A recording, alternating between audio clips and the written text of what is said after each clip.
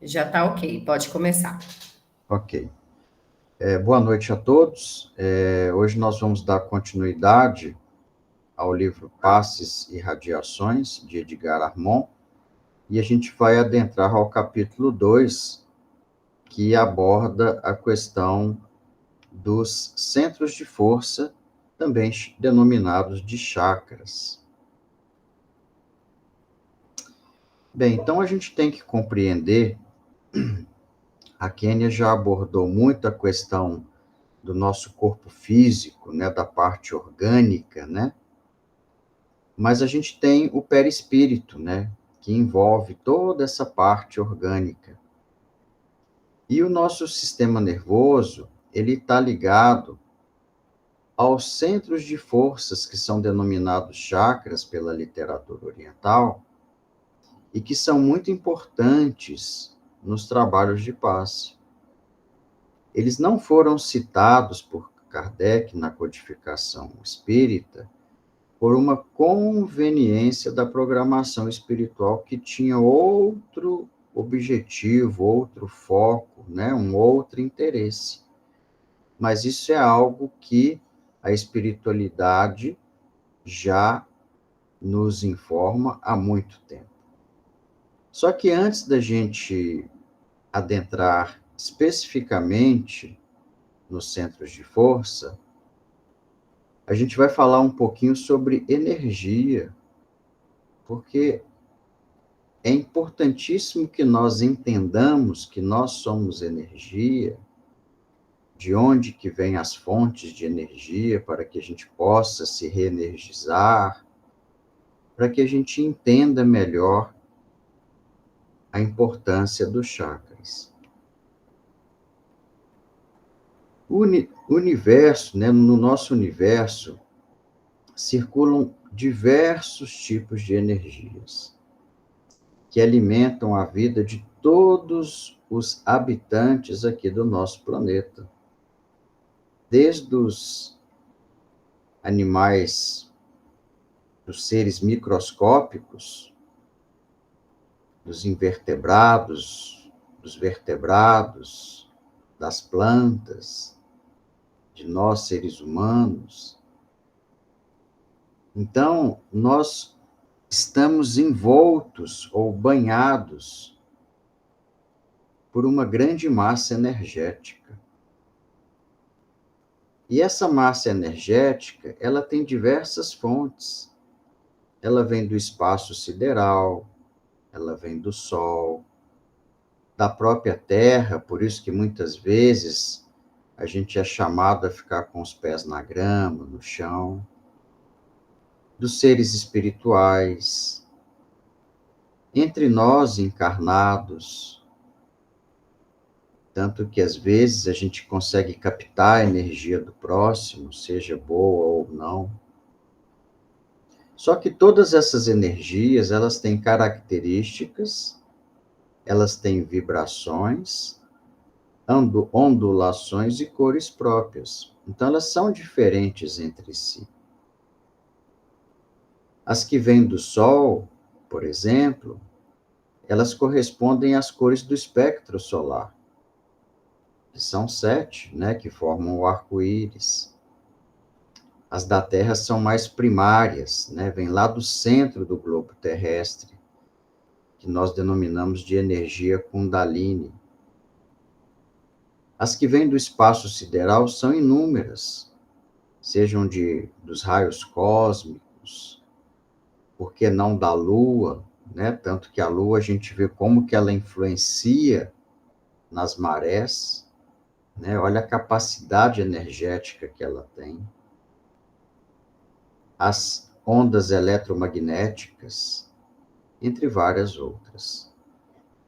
E essas energias, elas são absorvidas por nós pela alimentação, principalmente a alimentação vegetal, pela respiração e pelos nossos centros de força, ou chakras.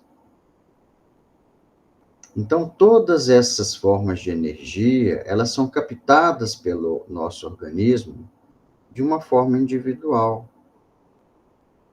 Basta que estejamos atentos, basta que estejamos conectados, basta que busquemos essa reenergização. Porque as fontes são inúmeras. Assim, nós especificamente, vamos falar aqui da raça humana, encarnada, a gente tem a capacidade de nos nutrirmos energeticamente pela alimentação sólida ou de líquidos, que acontece pelo sistema digestório, pelo ar atmosférico, pelo nosso sistema respiratório e pela pele, e as energias espirituais e siderais que vêm através dos fluidos e dos raios cósmicos, e que são absorvidas pelos nossos centros de força, pelos nossos chakras. Agora a gente vai falar um pouquinho dos nossos chakras, para que a gente possa ter um entendimento mais adequado de cada um deles, e nós vamos abordar os principais. Aqui eu gostaria de chamar a atenção que nós temos, como informação da literatura, 7 chakras principais no nosso corpo humano. Nós temos lá na região sacral, o chakra básico, ou Kundalini. Nós temos, um pouco mais acima, o chakra esplênico. Temos o chakra umbilical, que também é denominado de chakra solar, ou gástrico. Temos o chakra cardíaco, o chakra laríngeo e o chakra frontal, além do chakra coronário. A gente vai falar também de um 8º, porque ele está muito relacionado à psicografia, que é o chakra humeral, que será o último chakra abordado por nós. Aqui é para chamar a atenção que os animais também possuem chakras. Tanto que uma vez eu vi uma reportagem de um hospital espiritual, eu não me recordo agora a cidade, se era no estado de São Paulo ou de Santa Catarina, mas que eles davam passes nos animais. Que num primeiro momento, para quem não compreende, não tem um conhecimento mais profundo, pode soar estranho. Mas como a gente já tem a capacidade de ter essa informação e de compreender isso melhor, a gente vê que os animais também possuem chakras. Tudo bem que às vezes com uma denominação um pouco diferente pela localização, mas que eles são energia também, como todos nós. E nós que temos animais de estimação, por que não, de vez em quando, dar um passe em nossos animais? Não é mesmo?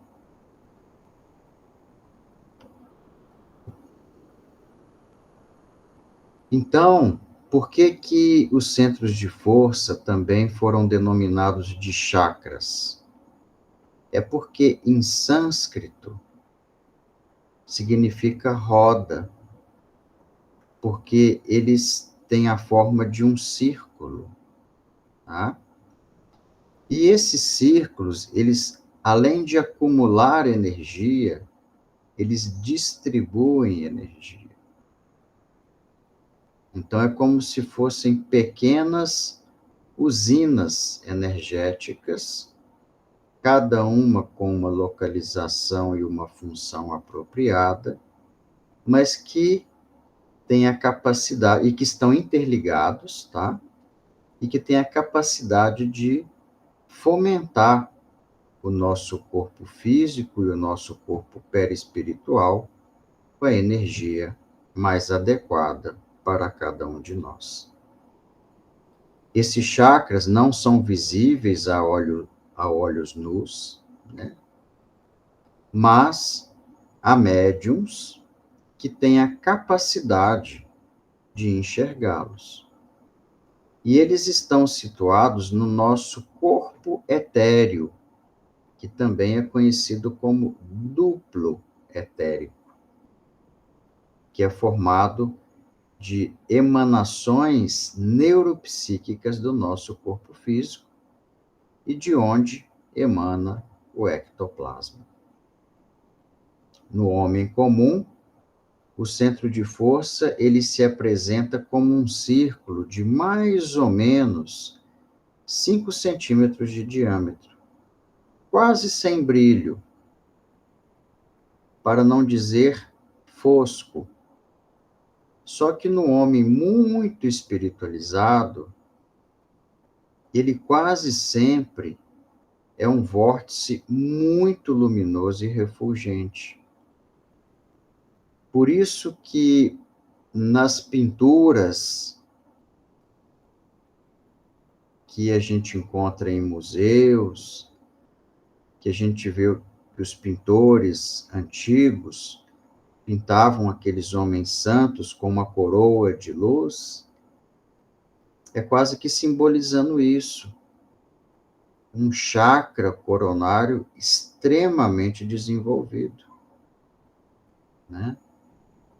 No budismo, a gente vai ter uma foto mais para frente que a gente vai mostrar, a gente vê aqueles desenhos, né, com tipo um coque em cima da cabeça, parecendo um coque, né, em cima da cabeça, mas é para mostrar que aquele indivíduo ele tinha um chakra coronário extremamente desenvolvido, né? E acho importante, hoje, a gente finalizar lembrando um pouquinho do corpo etéreo ou do duplo etérico. E aí, para a próxima semana, a gente pode iniciar os chakras principais, começando pelo básico. Mas vamos ao corpo etéreo. Bem, esse corpo etérico, ou etéreo, ou duplo etérico, ele é um corpo energético, fluídico, como se fosse gasoso, tá? E ele fica localizado a 6 milímetros da nossa pele, do nosso corpo físico. Então, essa foto aqui, ela tenta mostrar essa explicação. Então, a gente vê uma camada energética envolvendo o corpo físico, tá? Localizado mais ou menos a 6 milímetros dessa estrutura material que nós temos. E é nessas regiões que estão localizados todos os nossos chakras. Os 7 chakras principais, os chakras secundários e também os chakras terciários e, por que não dizer, os quaternários, mas que não serão abordados nessa nossa temática de passes e radiações. A Kênia abordou muito bem, com profundidade, a questão dos plexos nervosos, né, que são todos aqueles conjuntos de nervos e gânglios que estão situados no nosso corpo físico e que regulam a vida vegetativa do nosso corpo. E os centros de força, eles são, como eu havia dito antes, eles são estações de força, são usinas de força espiritual ou fluídica do nosso corpo etéreo, do nosso perispírito, formando um campo eletromagnético. E esse campo eletromagnético, ele está em plena ligação com todo o plexo nervoso que a Kênia falou para nós. Por isso que foi importantíssimo, no capítulo 1, que ela abordasse, isso foi feito de forma muito categórica, cada sistema do nosso organismo. E a gente percebe, como a gente vai abordar na questão de cada chakra, com os órgãos que ele muitas vezes está mais diretamente relacionado, mas a gente vê aqui a importância que o nosso campo eletromagnético ele tem com o nosso sistema nervoso. Então, o corpo etéreo, ele sendo composto de eflúvios ou de fluidos vitais, e como ele está conectado muito com o nosso sistema nervoso, ele é muito influenciado pelo nosso neuropsiquismo. Por isso que nos dias dos trabalhos, a gente tem que tomar muito cuidado, não só com a alimentação, mas ao longo do dia a gente tem que tomar muito cuidado com os nossos pensamentos, com os nossos sentimentos, com as nossas palavras, com as nossas ações, porque senão a gente contamina esse nosso campo eletromagnético. E aí, na hora que a gente for dar um passe, a gente talvez não passe a energia adequada e necessária para aquele nosso irmão mais necessitado. Aqui é só uma informação de curiosidade, mas na morte natural do nosso corpo físico, o duplo etéreo, ele desintegra-se totalmente em torno de 30 a 40 dias após a morte física.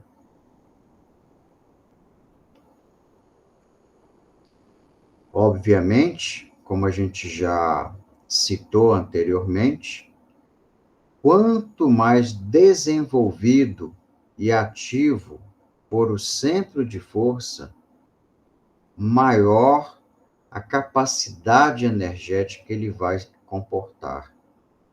E, consequentemente, maiores as possibilidades para o emprego dessa energia. Por isso que, repito, nos dias de trabalho, nos dias relacionados aos passes, vamos focar nas atividades de passes que nós desenvolvemos 2 vezes por semana em nossa casa. Nesses dias específicos, a gente tem que cuidar muito do nosso neuropsiquismo. Obviamente, sem falar na questão da alimentação. Evitar excessos, evitar comer comidas inadequadas, bebidas inadequadas. Então, a gente tem que se policiar para a gente manter os nossos centros de força equilibrados.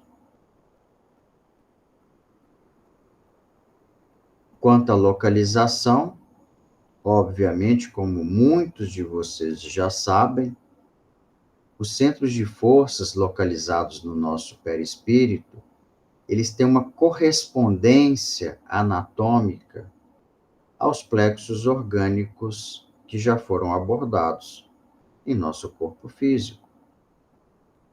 Então, na região sacral genésica, a gente tem o chakra básico. Na região gástrica, próxima ao umbigo, nós temos o chakra gástrico. Na região próxima ao baço, nós temos o chakra esplênico. Na região cardíaca, nós temos o chakra cardíaco. Na região da nossa laringe, da nossa voz, a gente tem o chakra laríngeo. Na região da nossa fronte, da nossa testa, ali localizado entre as nossas sobrancelhas, nós temos o chakra frontal. E acima da nossa cabeça, no topo da nossa cabeça, a gente tem o chakra coronário. E aqui, só para mostrar uma correlação do chakra, da região anatômica do nosso corpo, mas já para mostrar para vocês uma correlação com algumas glândulas endócrinas. Então, vamos lá no chakra básico, lá no número 1, que está na base da nossa coluna vertebral, na região sacral. Ele tem uma relação muito grande com as glândulas relacionadas à reprodução. Nas mulheres, os ovários, nos homens, o testículo. O chakra esplênico, que está na região ali do baço, ele tem uma correlação muito grande com as glândulas suprarrenais, que estão sobre os rins. O solar, na região gástrica, ele tem uma relação muito grande com o pâncreas. O cardíaco tem uma relação muito grande com o timo, que a gente sabe que é um grande produtor de células de defesa. Por isso que muitas vezes a pessoa muito angustiada, muito deprimida, ela fica com a baixa imunidade. A gente começa a entender melhor algumas doenças correlacionando aos sentimentos e aos chakras, pelo vínculo que ele tem com determinadas glândulas, com determinados órgãos, com determinados sistemas. O chakra laríngeo, que está na região da nossa garganta, tem uma relação muito grande com a tireoide. O frontal, entre as nossas sobrancelhas, com a glândula pituitária. E o coronário, que está na coroa, no topo da nossa cabeça, com a glândula pineal. Então, o que eu tinha proposto para hoje era isto. E na próxima semana, a gente vai dar continuidade ao estudo específico de cada chakra, com a sua importância, com a cor relacionada a cada um deles, e com outras características que vão ser importantes. Eu agora vou encerrar agradecendo a toda a espiritualidade, a todos os amigos que aqui estiveram, pela oportunidade do estudo de hoje, pela oportunidade que estamos tendo, já com a maturidade que estamos adquirindo, de compreender melhor esses centros de força que todos nós temos, para que com isso cuidemos melhor de nós mesmos, mas que também que possamos cuidar melhor do próximo que nos rodeia.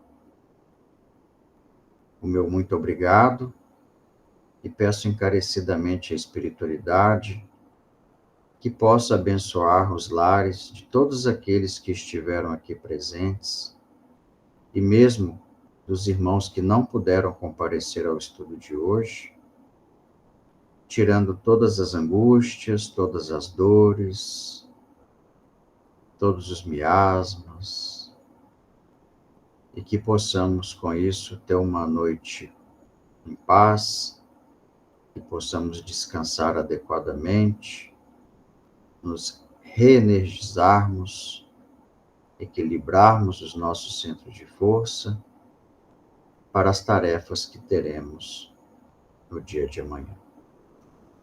Muito obrigado.